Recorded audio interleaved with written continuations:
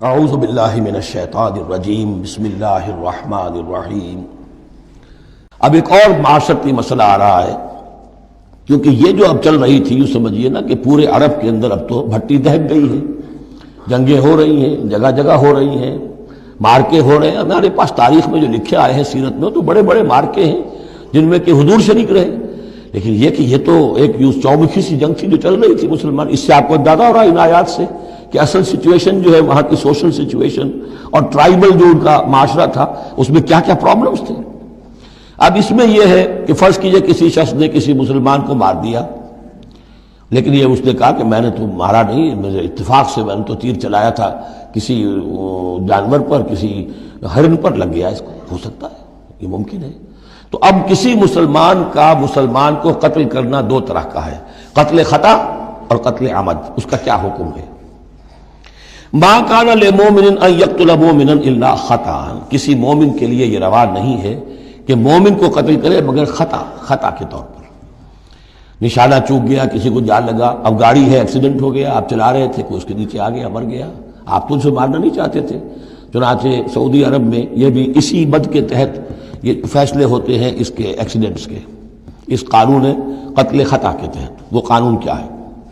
ومن قتل مومنا خطا، اور جو شخص کسی مومن کو قتل کر دے قتل خطا غلطی سے، فتحریر رقبۃ مؤمنۃ، تو ایک مسلمان غلام کی گردن کا آزاد کرانا، ودیۃ مسلمۃ الی اہلہ، اور دیت خون بہا اس مقتول کا اس کے گھر والوں کو ادا کرنا لازم ہے، الا ان یصدقوا، الا یہ کہ وہ معاف کر دیں، خون بہا دینا ہوگا۔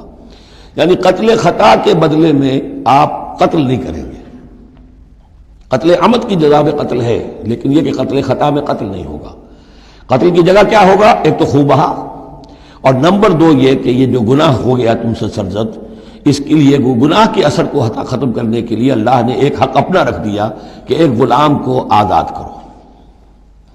فَإِن كَانَ مِن قَوْمٍ عَدُوٍّ لَكُمْ، اور اگر وہ مسلمان تھا ایک ایسے قبیلے سے کہ جو تمہارا دشمن قبیلہ ہے، تھا مسلمان اور تمہارے ہاتھوں مارا گیا ہے غلطی سے، وَهُوَ مُؤْمِنٌ، تھا وہ خود مومن، فَتَحْرِيرُ رَقَبَةٍ مُؤْمِنَةٍ، تو پھر صرف ایک مسلمان آزاد کا ایک گردن چھڑا دینا کافی ہوگا، کیونکہ کافر قبیلے کا آدمی تھا، اب اس کو اگر دیت دی جائے گی تو کافر کو پہنچ گئی، وہ تو اس کے گھر والے کافر ہیں، دیت یہاں معاف ہو گئی، لیکن یہ ہے کہ اس کو جو ایک غلام کو آزاد کرنا جو اللہ کا حق تھا وہ برقرار رہے گا۔ وَإِن كَانَ مِن قَوْمٍ بَيْنَكُمْ وَبَيْنَهُم مِيثَاقٌ، اور اگر وہ ہو ایسے قوم سے، ایسے قبیلے سے کہ تمہارے اور اس کے درمیان، اس کے قبیلے کے درمیان معاہدہ ہے، فَدِيَةٌ مُسَلَّمَةٌ، تو پھر وہی حکم آ جائے گا کہ دیت بھی دینی پڑے گی، حوالے کرنی ہوگی، اِلَىٰ أَهْلِهِ، اس کے گھر والوں کی طرف، اس کے وارثوں کو، وَتَحْرِيرُ رَقَبَةٍ مُؤْمِنَةٍ، اور ایک مومن کی گردن، ایک مومن جو ہے کہ جو مومن غلام ہو اس کا آزاد کرنا بھی ہوگا۔ فَمَن لَّمْ يَجِدْ، تو جو یہ نہ پائے، یعنی یہ جو اب دو حق ہو گئے، ایک ہے قید دیت، وہ تو مقتول کے جو ورثہ ہے ان کا ہے، اس میں تو معافی نہیں ہو سکتی، البتہ اللہ نے جو رکھا ہوا ہے کہ ایک مومن غلام کو آزاد کیا جائے، اگر کسی کے اندر اتنی مقدرت نہیں ہے تو اللہ نے نرمی کر دی اپنے حق میں، فَمَن لَّمْ يَجِدْ فَصِيَامُ شَهْرَيْنِ مُتَتَابِعَيْنِ، جس کے پاس اتنا پیسہ نہیں ہے کہ کوئی مسلمان غلام کو خریدے اور آزاد کرے تو وہ 2 مہینے کے پے بپے متواتر روزے رکھے، توبۃ من اللہ، یہ اللہ کی طرف سے اس کے جرم کا کفارہ بن جائے گا، اس کے توبہ کے قبول کا ذریعہ بن جائے گا۔ وکان اللہ علیما حکیما، اور یقیناً اللہ تو علیم اور حکیم ہے۔ اب آ رہا قتل عمد، ومن یقتل مؤمنا متعمدا، اور جو کوئی قتل کرے گا کسی مومن کو جان بوجھ کر قتل عمد، فجزاؤہ جہنم خالدا فیہا، اس کا بدلہ تو جہنم ہے جس میں وہ ہمیشہ ہمیش رہے گا، وغضب اللہ علیہ، اور اللہ تعالیٰ کا غضب اس پر ہوگا، ولعنہ، اور اللہ نے اس پر لعنت فرمائی، وعد لہ عذاب عظیما، اور اس کے لیے بہت بڑا عذاب تیار کیا ہے۔ شروع میں آیا تھا کہ 2 چیزیں ہیں، حرمت جان، حرمت مال، معاشرے کی بنیاد اس پر قائم ہے، لہذا یہ کہ ایک مسلمان کا قتل کر دینا بھی اللہ کے ہاں کتنا بڑا ہے۔ آگے چل کر سورہ مائدہ میں اس سے بھی آگے آ گیا، فَكَأَنَّمَا قَتَلَ النَّاسَ جَمِيعًا، کسی ایک انسان کو ناحق قتل کر دینا بھی ایسے ہے جیسے کہ پوری نوع انسانی کو قتل کر دیا، اس لیے کہ تمدن کی جڑ کاٹ دی۔ اور اس سے اندازہ کیجئے ہمارے ہاں کتنا کچھ ایمان و اسلام ہے. یہ جان انسانی جو ہے کتنی سستی ہو چکی ہے، اور قتل عمد جس طریقے سے ہو رہا ہے، مچھر کی جان اور انسان کی جان ایک جیسی ہے. یا ایھا الذین آمنوا اذا ضربتم فی سبیل اللہ فتبینوا ولا تقولوا لمن القی الیکم السلام لست مؤمنا. اب اس آیت کو بھی آپ سمجھیں گے اسی پس منظر میں کہ یہ چومکھی جنگ چل رہی ہے، ہر جگہ ہو رہا ہے معاملہ. تو آپ اس میں فرض کیجئے کہ کہیں کوئی مقابلہ ہوا، آپ نے سمجھا کہ یہ کافر آ رہا ہے. جب آپ اس کے قریب آئے، اسے مارنے لگے، قتل کرنے لگے، اس نے کلمہ پڑھ دیا میں تو مسلمان ہوں، اب کیا کریں گے؟ اس کا حکم دیا جا رہا ہے. یا ایھا الذین آمنوا اذا ضربتم فی سبیل اللہ، اے اہل ایمان جب تم اللہ کی راہ میں نکلو، فتبینوا تو تحقیق کر لیا کرو، وَأَتَقُولُوا لِمَنْ أَلْقَى إِلَيْكُمُ السَّلَامَ، اور جو شخص بھی تمہارے سامنے اسلام پیش کرے یا سلام پیش کرے اس کو یہ مت کہو کہ لست مومنا، کہ تم مومن نہیں ہو. تمہیں کیا معلوم؟ ایمان کا تعلق دل سے ہے. دنیا کا سارا معاملہ اس کے اسلام پر ہوگا. اگر وہ کلمہ شہادت پڑھ رہا ہے اور اپنے اسلام کا اظہار کر رہا ہے، یو ہیو ٹو ٹیک ہم آن ہز ورڈز.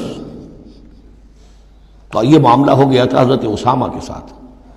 حضرت اسامہ کا جنگ میں ایک کافر سے دو بدو مقابلہ ہوا. جب وہ کافر بالکل زیر ہو گیا کہ اب اس کو معلوم ہوا کہ میرے لیے بچت کا کوئی راستہ نہیں ہے، انہیں کلمہ پڑھ دیا، اشہد ان لا الہ الا اللہ واشہد ان محمد رسول اللہ. حضرت اسامہ نے وہی سمجھا جو کوئی بھی شخص سمجھتا کہ اس نے جان بچانے کے لیے ہیلا کیا ہے، بہانہ کیا ہے، اپنی تلوار نہیں روکی، قتل کر دیا. لیکن دل میں خلش رہی. پھر آپ کے خود انہوں نے کہا یا حضور تک اطلاع پہنچی تو حضور ناراض ہوئے. اے اسامہ کیا کرو گے اس دن، کیا جواب دو گے جب وہ کلمہ شہادت تمہارے خلاف مدعی ہو کر آئے گا کہ میرے ہوتے ہوئے تلوار چلی اس کی؟ جب انہوں نے کہا کہ وہ تو جان بچانے کے لیے اس نے کیا، ہم نے فرمایا حلا شقق بقلبہ، تو تو نے اس کا دل چیر کر کیوں نہیں دیکھ لیا کہ اس کے اندر ایمان ہے کہ نہیں ہے؟ اس قدر غصے کا اور غضب کا انداز. وہی بات کہی جا رہی ہے. یا ایھا الذین آمنوا اذا ضربتم فی سبیل اللہ فتبینوا ولا تقولوا لمن القی الیکم السلام لست مؤمنا تبتغون عرض الحیات الدنیا. دیکھو تم دنیا کا سامان چاہتے ہو کہ اس کے پاس کوئی مال ہے، ہم اسے کافر قرار دیں، قتل کریں، مال غنیمت لے لیں گے. فعند اللہ مغانم کثیرہ، دل تھوڑا نہ کرو، اللہ کے ہاں بڑی غنیمتیں تمہارے لیے ہیں، تمہارے لیے بڑی بڑی مملکتوں کی غنیمتیں آنے والی ہیں. ان چھوٹی چھوٹی چیزوں کا اور اس کے اوپر اتنی حدود اللہ جو ہے اس سے آزادی نہ برتو. کذالک کنتم من قبل، دیکھو تم خود بھی تو پہلے ایسے ہی تھے. آخر ایک دور تم پر بھی تو گزرا ہے، تم سب بھی تو نو مسلم ہی ہو. ایک وقت میں تو تم میں سے ہر شخص کافر ہی تھا نا، مشرک تھا. کذالک کنتم من قبل، تو اتنی سمجھ لینا اللہ نے آپ کو توفیق دے دی، اللہ نے کلمہ شہادت آپ کو عطا کر دیا، رسول کی دعوت و تبلیغ سے جو ہے بہرہ مند ہونے کی توفیق دے دی، اللہ کا انعام مانو. لیکن یہ کہ اس طریقے سے لوگوں کے اس معاملے میں اتنی سخت روش اختیار نہ کرو. فمن اللہ علیکم، تو اللہ تعالیٰ نے تم پر بڑا احسان فرمایا ہے. فتبینوا، تو دیکھو تحقیق کر لیا کرو. ان اللہ کان بما تعملون خبیرا، اور جو کچھ تم کر رہے ہو اللہ اس سے باخبر ہے.